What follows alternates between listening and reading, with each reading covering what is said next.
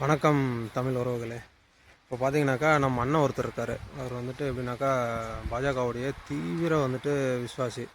கட்சிக்காக வந்துட்டு பல வருஷமாக இதுவரையிலையும் வந்துட்டு பல வருஷமாக வந்துட்டு கட்சிக்காக அவ்வளோ உழைச்சிருக்கிறாரு. அவ்வளோ உழைச்சிட்டு அவரே வந்துட்டு இப்போ வந்துட்டு என்ன சொல்கிறாருனாக்கா, இந்த 4 பேர் அந்த 4 பேர் அந்த 4 பேர் அந்த 4 பேர் யார் அந்த 4 பேர்னு பார்த்தீங்கன்னாக்கா அண்ணனே உங்களுக்கு சொல்லுவார். அந்த 4 பேர் இருக்கிறனால கட்சியே வந்துட்டு நாசமாக போயிட்டுருக்கு அப்படின்ட்டு இருக்கிறாரு. ஆனால் வந்துட்டு அவரும் வந்துட்டு தேர்தலுக்கு வந்துட்டு விருப்ப மனு கொடுத்துருக்குறாரு. ஊட்டிக்கு இன்னொரு தொகுதியில் ஏதோ கொடுத்துருக்குறாரு. பட் அவருக்கு வந்துட்டு அது மனு வந்துட்டு அவங்க மேலிடத்துக்கு காமிச்சாங்களா இல்லையா அதுவும் தெரியல. அதுவும் அண்ணன் வந்துட்டு ரொம்ப வருத்தப்படுறாரு. ஆனால் இத்தனை வருஷமாக வந்துட்டு அவர் வந்துட்டு அடிமட்ட தொண்டன்லேருந்து இத்தனை வருஷமாக கட்சிக்காக உழைச்சி, ஆனால் இதுவரையிலையும் வந்துட்டு எதுவுமே பண்ணல. இவங்க 4 பேர்னால தான் வந்துட்டு மொத்தமாக வந்துட்டு கட்சிக்கு வந்துட்டு கெட்ட பேர் அப்படி இப்படின்னு வந்துட்டு புலம்பிட்டுருக்கிறாரு. ஸோ அவர் எவ்வளோ ஆதங்கத்தில் இருப்பார். கட்சிக்காக அவ்வளோ உழைச்சவங்கள வந்துட்டு எல்லாத்தையும் ஓரம் கட்டிட்டு இப்போ வந்துட்டு அதே 4 பேர்ன்ட்டு இருக்காங்க. இதில் வந்துட்டு புதுசாக வந்துட்டு நிதி அமைச்சர் வேறு அவங்கள வேற வந்துட்டு சொல்லியிருக்கிறாரு. அவர் பேசுகிறத கொஞ்சம் கேட்டு பாருங்கள். ரொம்ப மன வருத்தத்தில் இருக்கிறாரு, என்ன பண்ணுறதுன்னு தெரியல அப்படின்னு சொல்லிட்டு. ஸோ இருந்தாலும் வந்துட்டு நம்ம அண்ணாமலை அண்ணனுக்கு வந்துட்டு சீட்டு கிடைச்சா நல்லாயிருக்கும் அப்படின்னு சொல்லிட்டு ரொம்ப ஒரு இதில் இருக்கிறாரு. கிடைச்சிரும் அப்படின்னு ஒரு நம்பிக்கையில் இருக்கிறாரு. பார்ப்போம். ஜெய் மோடி சர்க்கார், ஜெய் ஸ்ரீராம்.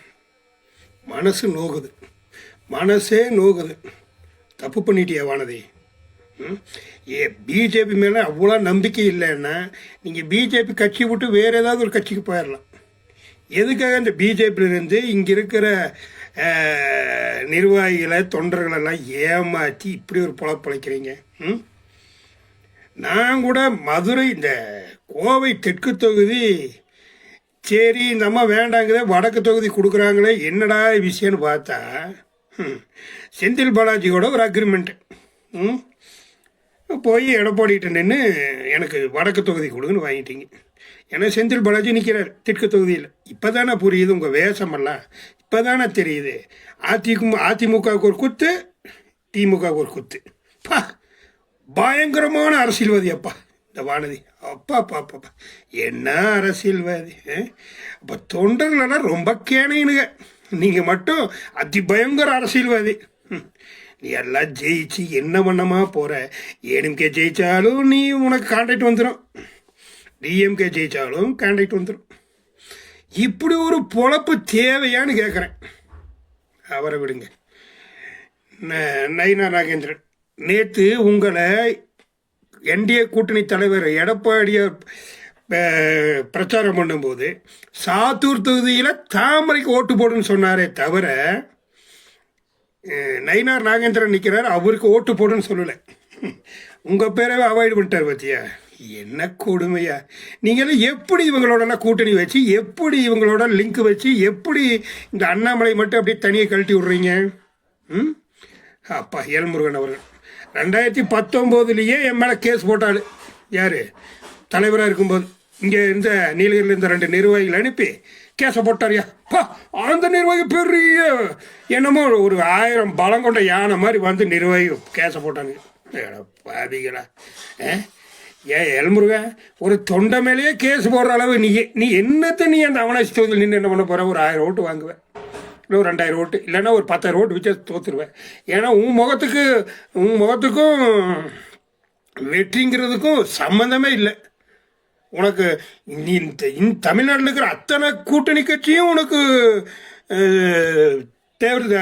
ஆதரவு கொடுத்தாலும் நீ ஜெயிக்க போகிறதில்ல. அது உன்னோட ராசி அப்படி. சரி விடுங்க. தமிழ சேவை மயிலாப்பூர் தொகுதி, அதாவது நான் இது டி நகர், வேளச்சேரி இதெல்லாம் கேட்டாங்க. அதெல்லாம் பார்த்துட்டு வேண்டாம் எங்களுக்கு அது என்ன தொகுதி, மயிலாப்பூர் தொகுதியை கொடுங்கன்னு வாங்கி அந்த தொகுதியில் இந்த அம்மா போய் நிற்கிறேன்னு சொல்லி அது எடப்பாடியே பிரச்சாரத்துக்கு வந்து இந்த அம்மா வாண்டடாக போய் ஏறி நின்று நான் ஒரு கேண்டிடேட்டுங்கிற மாதிரி கையெல்லாம் காட்டி என்னென்னமோ பண்ணினேன். 4 பேர். எப்படியோ இந்த கட்சிக்குள்ள குழப்பத்தை உண்டு பண்ணி இந்த கட்சி இல்லாமல் பண்ணி நீங்கள் 4 பேர் மட்டும் நல்லா இருக்கணும். அந்த மாதிரி ஒரு கேண்டிடேட்டு இந்த 4 பேர். இந்த 4 பேர் இல்லைன்னு வச்சுக்கங்க, அப்பாடா அத்தனை தொண்டனும் சந்தோஷப்படுவான். ஏன்னா அது சின்ன வயசுலேருந்து அந்த கட்சிக்காக அடிபட்டு நொந்து நூலாகி போன எங்கள் மாதிரி ஆளுகளுக்கு தான் அந்த கட்சியோட தெரியும்.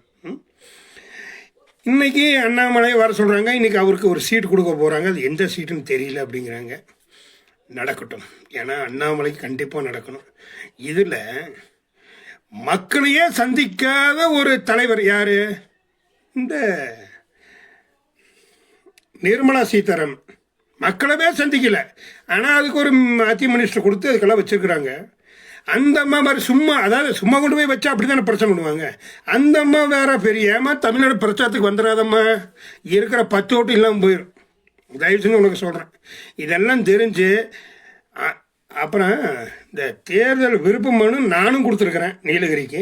நீலகிரியில் ஊட்டி தொகுதிக்கு இல்லைன்னா குன்னூர் தொகுதி ஏதோ ஒன்று கிடைக்கும் அப்படின்னு ஊட்டி என்னுடைய விருப்ப மனுவாக அங்கே போய் சேர்ந்துச்சேன். இல்லை அதுக்கிட்ட தலைவர்கிட்ட கொடுத்தீங்களா, இல்லை அதை எடுத்து எங்கேயாவது வச்சுட்டிங்களா? பார்ப்போம் என்ன நடக்குதுன்னு. ஆனால் ஒன்றுமே எங்களுக்கு அண்ணாமலை வந்துட்டார். அது நேரத்தை எங்களுக்கு முடிவாகி போச்சு. அவர் வந்துட்டார்.